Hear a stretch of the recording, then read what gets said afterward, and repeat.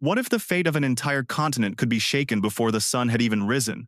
At 5:42 the gray silence of dawn, two missiles cut across the skies of Yatenga. They did not carry peace. They carried fire. In a single strike, 3 lives were lost, 2 soldiers guarding their post, and 1 woman whose home crumbled beneath the blast. 7 more lay wounded. A communications tower, the only link for thousands, was turned into dust. And when the smoke lifted, it was not just debris that filled the air. It was the scent of violation of a people's sovereignty, torn apart by hands that did not even live on their soil. The world was told this was security. But Africans knew it for what it was, a reminder that power still sought to dictate their destiny. Yet from the ashes rose a voice stronger than steel. A young captain stepped forward, his words steady, his eyes unflinching. Africa bows to no one. Stay with us, because this isn't just another story. It's the future our ancestors dreamed of. Subscribe and join us for an Africa that no longer bows its head. At 5:42 the morning, when the horizon of Yatenga still held the quiet gray promise of dawn, the world changed. The silence was shattered by the roar of engines, followed by 2 streaks of fire cutting across the sky. They moved faster than the eye could follow. A heartbeat later, the ground shook as precision-guided missiles tore through their targets with surgical force. The lone communications tower of the province crumbled first, its steel frame twisting into smoke and rubble. Moments later, the small military outpost beside it was engulfed in flames. In a matter of seconds, what had been a symbol of connection and protection was reduced to ash. The cost was not only structural. 2 soldiers, barely awake from their barracks, lost their lives before fastening their boots. A woman in a nearby home, her mourning yet to begin, was crushed under the weight of collapsing walls. 7 others were pulled from the debris, wounded and crying out in pain. Their voices carried across the wind like a haunting chorus, the sound of a people thrust into chaos without warning. By mid-morning, the truth had emerged through the haze of dust and smoke. This was no accident. The Ministry of Defense confirmed that the missiles had been launched from a United States military installation in Niger, more than 380 miles away. No consultation, no request for consent, no warning, a unilateral decision, executed in violation of Article 2 of the United Nations Charter, which forbids such acts against the sovereignty of nations. The government in Ouagadougou responded swiftly. President Captain Ibrahim Traoré appeared before the nation in his familiar camouflage fatigues, the Burkina Faso flag behind him. His face was resolute, his tone unyielding. This strike was not merely against our land, he declared. It was against our right to exist as a free and independent people. In that single broadcast, carried across radios and televisions to more than 8 million citizens, the narrative began to shift. What was meant to intimidate had instead sparked defiance. From the villages of Yatenga to the streets of the capital, whispers grew into chants. Farmers, students, workers, and elders repeated the words they had just heard. Africa bows to no one. The military raised its alert level. 12,000 active duty troops were placed on standby. Border security along the Mali and Niger frontiers was reinforced with hundreds of soldiers. At airbases and garrisons, readiness climbed to the equivalent of DEFCON 2. But even as soldiers took positions, the first true wave of response did not come from the army. It came from the people. In the aftermath of destruction, there was fear. Yes, but more than fear, there was resolve. Women carried food and water to strangers in need. Children painted armbands in the national colors. Men gathered in circles, speaking of dignity, of history, of how their fathers had once stood against colonial might. The strike that shook the dawn had lit more than fires of destruction.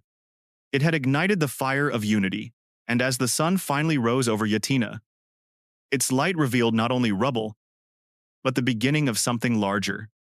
The attack had been meant to break a people's spirit. Instead, It marked the birth of a defiance that would echo far beyond Burkina Faso's borders. By late afternoon, Revolution Square in Ouagadougou had transformed into something more than stone and open ground. It had become a sea of voices, a storm of color, a living heartbeat of defiance. The estimated number was 35,000. But anyone who stood there that day would tell you it felt like more. Flags unfurled in the dry wind. Drums pounded in rhythms that had once carried warriors into battle. Songs of resistance echoed deep into the night, their melodies weaving old memory with new determination. Men stood shoulder to shoulder with strangers.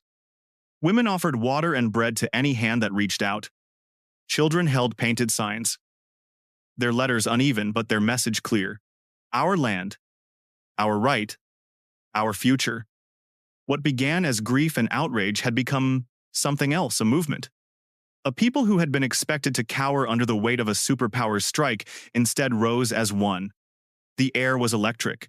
Among the crowd stood veterans who had once fought in battles decades ago, their uniforms worn but their pride unbroken. Beside them were students who had never known war, yet who shouted with voices as fierce as any fighter. This unity across generations was not planned. It was instinctive. When sovereignty is attacked, memory itself rises to defend it.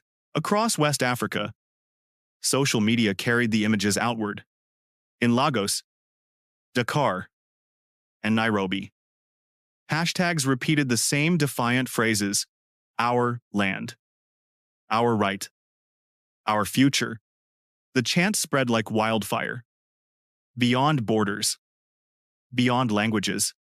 What happened in Burkina Faso was no longer only Burkina Faso's struggle. It was becoming Africa's. International media could not ignore the sight. Regional networks broadcast the images within hours. In Accra, in Nairobi, live panels debated. Was this strike a calculated show of force meant to discourage nations from stepping away from Western partnerships?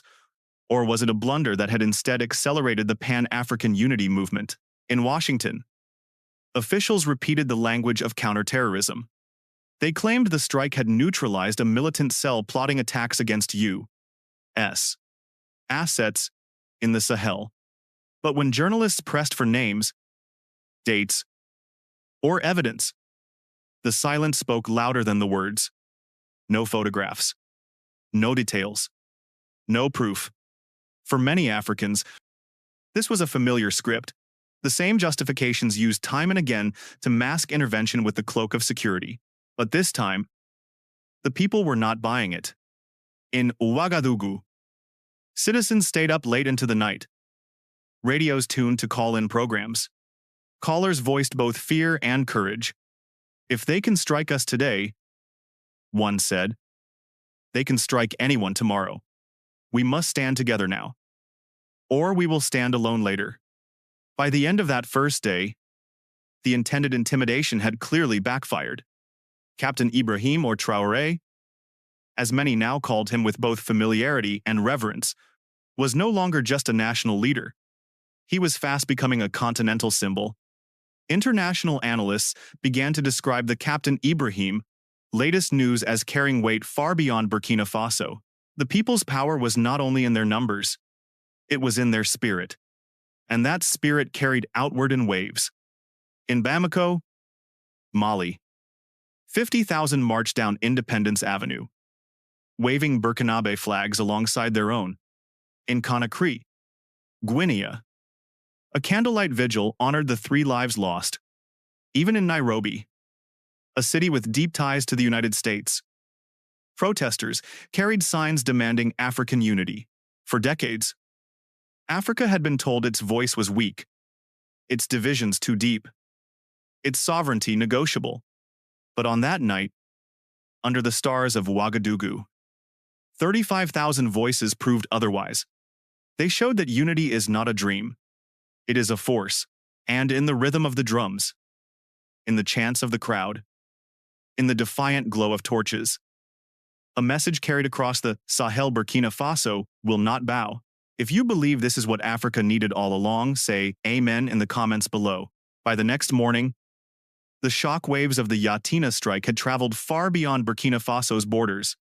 In Addis Ababa, the headquarters of the African Union stirred with urgency.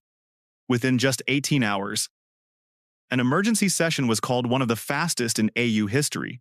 Foreign ministers from 42 African nations joined a secure virtual summit.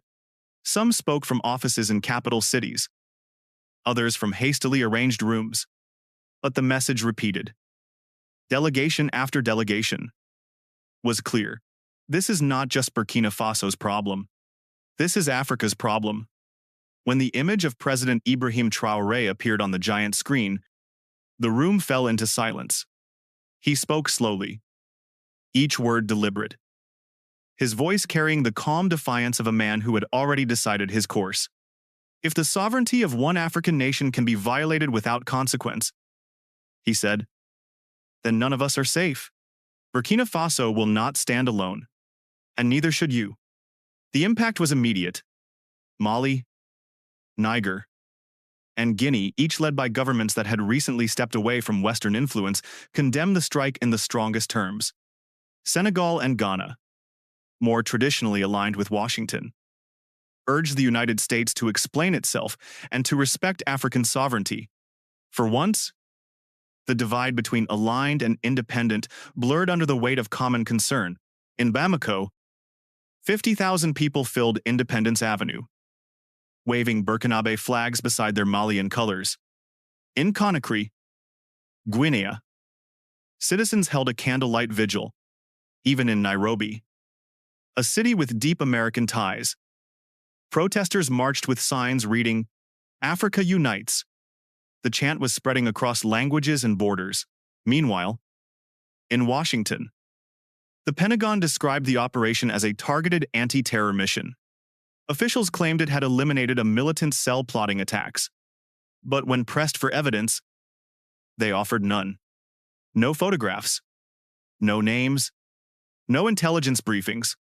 To African ears, it was the same old song, the language of intervention, dressed as security. At the United Nations in New York, Burkina Faso's ambassador demanded an emergency Security Council meeting. The debate lasted more than 3 hours. African representatives challenged U.S. officials directly on legality and precedent. Russia and China condemned the strike as a breach of international law. France, unwilling to alienate Washington but also careful not to appear complicit, called for restraint on all sides. Many Africans read that as nothing more than a diplomatic dodge. The media split along predictable lines. African outlets emphasized sovereignty, dignity, and the voices of the people. Western coverage leaned heavily on the narrative of instability and terrorism. But online, the story was different. African commentators accused global media of downplaying the truth. Social platforms amplified voices of ordinary citizens who had seen the rubble, buried their dead, and carried the wounded. And then something unexpected happened. Countries that rarely agreed on anything, Algeria and South Africa, among them, issued a joint statement defending Burkina Faso's right to self-defense. Brazil and Malaysia added their voices, warning of the dangerous precedent such strikes could set if left unchallenged. Perhaps the most telling response came not from governments but from the African diaspora. In Paris, London, and New York, Pan-African groups organized rallies. Speakers denounced the attack as colonialism in a new uniform. For them, the issue was not just Burkina Faso. It was a pattern repeated across more than a century. What the missiles destroyed in Yatenga was a tower of steel. But what they awakened was a tower of solidarity. Rising from Dakar to Dar es Salaam, the strike meant to silence a people had, instead, given them a louder voice. And as analysts noted, across newsrooms and think tanks, the Burkina Faso latest news was no longer a local headline. It was a continental reckoning. In the days that followed, Ouagadougou became a city with two faces. On one side, it was a fortress. Checkpoints multiplied. Soldiers patrolled airports and ministries, and more than 4,000 additional troops secured communication hubs and borders. On the other side, it was a rally ground squares, filled with chanting voices. Murals appeared on walls, and songs of resistance spilled from radios and marketplaces. The government moved swiftly to stabilize the nation. Emergency measures secured imports of grain and fuel, though diesel prices still rose by 12% within a week. Food prices in northern provinces climbed by nearly 10%. Parents in Wahiguya kept children home from school, fearful of another strike.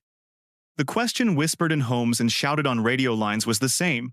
What protections do we have if another missile comes? President Traoré's administration responded with town halls, nightly broadcasts, and visible outreach. Ministers traveled to affected provinces, listening, explaining, reassuring. On television, the president's words were firm. This strike was not just against our soil. It was against our right to exist. If the attack was meant to break public faith, it had failed. Polls showed his approval rating surge from 62% to 78%. In a nation long accustomed to external interference, the image of a young captain defying a superpower carried a weight deeper than politics. It was dignity restored. Meanwhile, the international stage turned volatile. At the U.S. Senate Armed Services Committee, lawmakers demanded explanations. Senator Mark Rutland of Illinois warned, "If we are conducting military strikes in sovereign nations without consent, we are on a dangerous path, morally and strategically." The Pentagon tried to reframe the operation as intelligence-driven, but leaks revealed neither Burkina Faso nor the African Union had been consulted. Human rights groups called it unlawful. Policy experts called it reckless. Across Europe, reactions split. France called for dialogue while avoiding sharp criticism of Washington.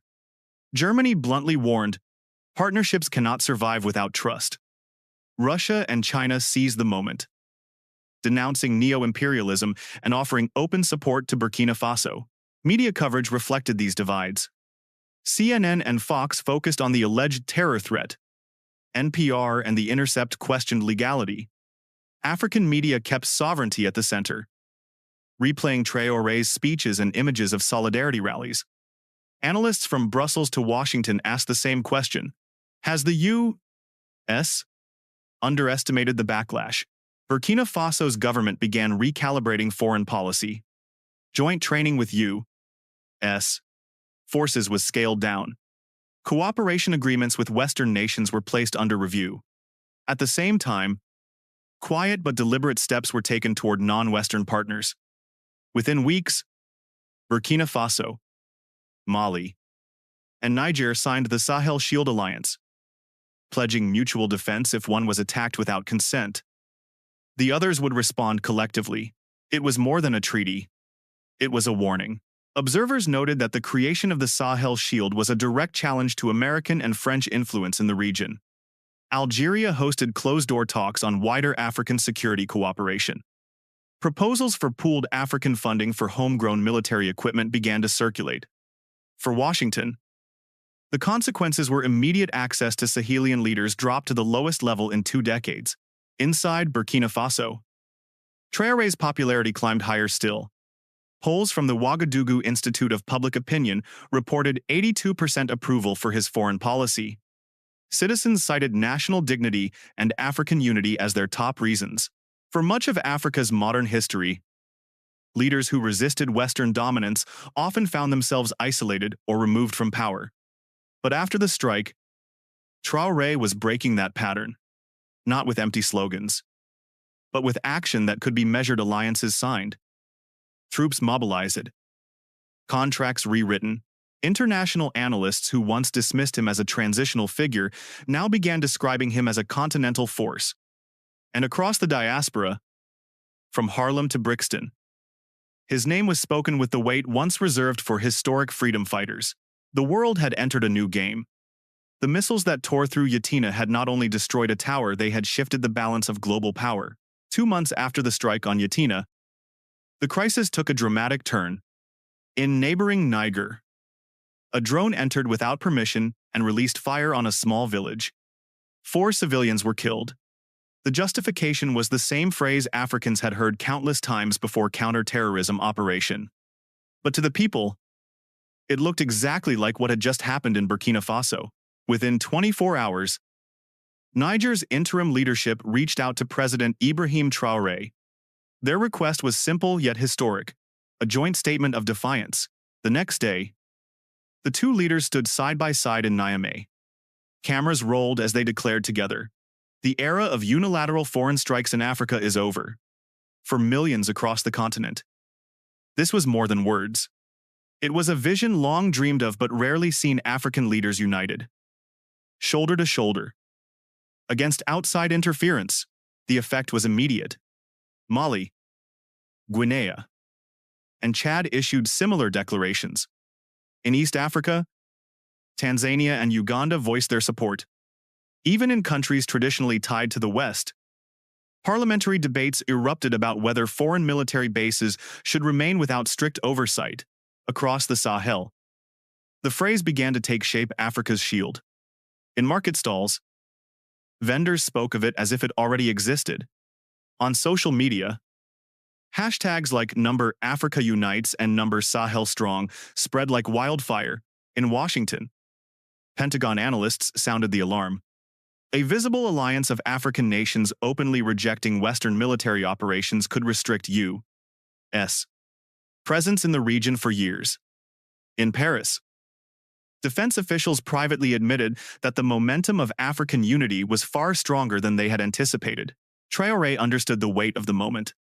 He was careful not to use words that could escalate conflict, but he never softened his core message: Africa's sovereignty is not negotiable. Behind the scenes, his government moved to turn symbolic unity into concrete cooperation. Draft plans for Sahel Shield joint exercises circulated. Proposals for shared intelligence networks and coordinated border patrols gained traction. Economic policy was also shifting. Traoré's administration fast-tracked reforms, ensuring that mining contracts, especially in gold and manganese, prioritized national benefit over foreign profit. Aid threatened with suspension by Western donors was quietly replaced by new streams from African and Asian partners. The feared economic collapse never came. Instead, resilience grew. At the African Union Extraordinary Summit in Addis Ababa, Traoré, the youngest head of state in the room, walked alongside leaders twice his age. In his familiar camouflage fatigues, he spoke not as a soldier, but as a statesman. Sovereignty is not a gift, he told the assembly. It is a responsibility, and it belongs to those willing to defend it. His words carried beyond the walls of the AU. In the streets of Ouagadougou, people repeated them like a song. In Bamako's cafes, they were quoted over tea. In Nairobi's marketplaces, they were spoken with pride.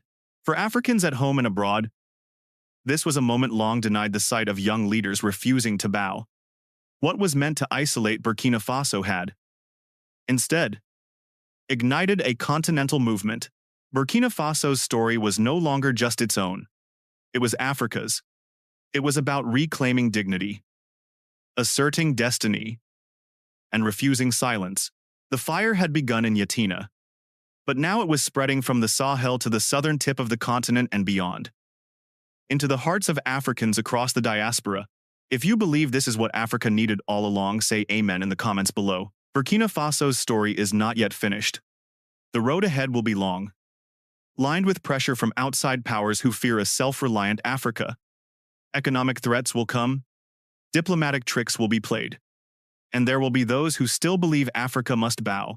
But what happened after the missiles struck Yatenga has already changed the course of history. Instead of bending, a small nation stood. Instead of breaking, it reached for its neighbors. And instead of silence, it gave the world a new voice, a voice carried by Captain Ibrahim, echoed by millions, and strengthened by the Sahel Shield Alliance. This was never just about one tower destroyed or one border crossed. It was about dignity, about the right to decide who enters African skies, who touches African soil, and who writes Africa's future. That right belongs not to Washington, not to Paris, but to Africans themselves. In Harlem and Nairobi, in Bamako and Johannesburg, in Paris and Kingston, The diaspora feels the same heartbeat. Africa bows to no one. If this story moves something in your chest, do not scroll past.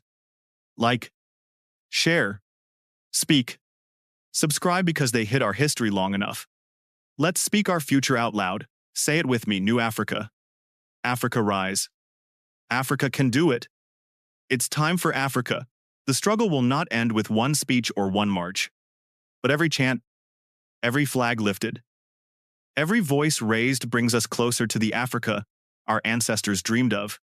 And when the world asks whether Africa can stand, the answer must thunder from every corner of the globe. Yes, we stand together, and we bow to no one. Stay with us because the story of Burkina Faso is now the story of Africa itself. Captain Ibrahim, latest news is not only about a young soldier rising, it is about a continent refusing to kneel. Burkina Faso latest news is not only about one nation's resistance, it is about a people choosing freedom over fear. Thank you for being here. We'll see you in the next story, the kind they still don't want you to hear.